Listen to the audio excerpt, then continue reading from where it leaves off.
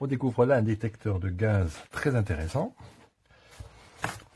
D'abord au déballage, il est fourni dans une petite pochette sympa pour le remiser. Voilà, c'est élémentaire. Petit mode d'emploi. Alors ce qu'on apprécie tout de suite, c'est que c'est fourni avec ces 3 piles et le petit tournevis pour les monter. Donc 3 piles AAA, facile à monter. Alors ce qu'on apprécie aussi, c'est cette longue tige flexible qui va permettre d'aller dans les coins et les recoins. Ça change un peu des stylos testeurs ou des capteurs avec ici la sonde qui est juste sur l'appareil. Donc on voit que là, on peut aller derrière les meubles pour aller détecter l'origine de la fuite. Alors après, pour le fonctionnement, rien de compliqué. Ça s'allume. Alors on voit ici une initialisation qui va durer une trentaine de secondes.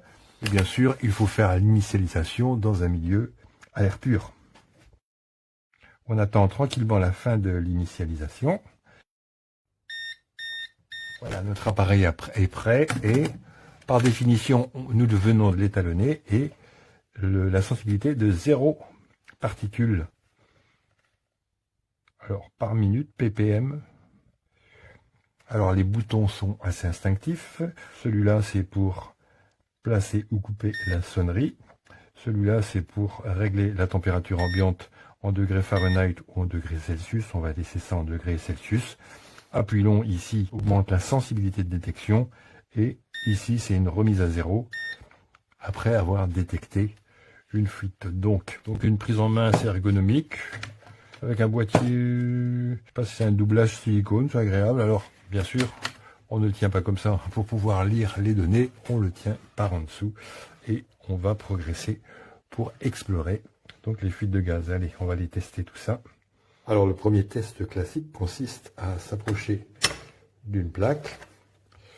On va aller voir. Je vais me mettre comme ça pour détecter la fuite de gaz et donc ouvrir le gaz pour voir si ça marche. Allez, on y va.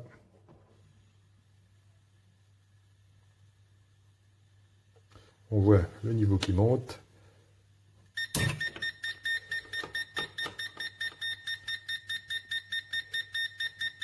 Avec une alerte. Je ferme l'arrivée du gaz.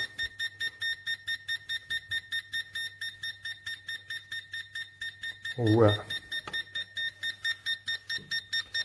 le niveau qui baisse doucement. Voilà, je suis en dessous du seuil d'alerte. Donc là, on a une petite odeur de gaz dans la cuisine, donc je vais rechercher l'origine de la fuite. Donc là, on a une sensibilité tout à fait raisonnable. On est à 0, on est à distance de l'odeur. L'odeur, on va s'en rapprocher. Elle est au fond de ce tiroir.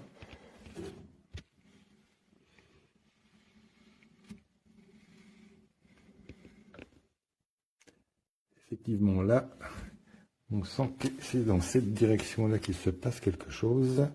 Alors, je vais aller rechercher un contact avec le tuyau. Donc, je bec un peu, je plie un peu, puisque le tuyau d'arrivée est juste contre la paroi du tiroir.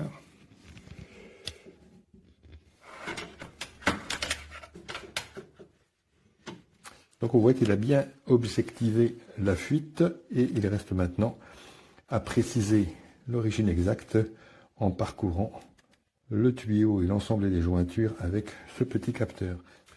Voilà, on voit ici que j'ai repéré la fuite, j'ai serré un petit peu.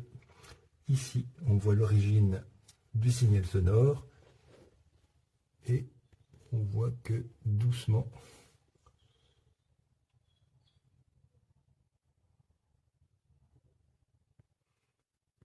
le niveau a diminué, on était à 10 000. Donc je vais laisser ventiler un peu puis je vais revenir.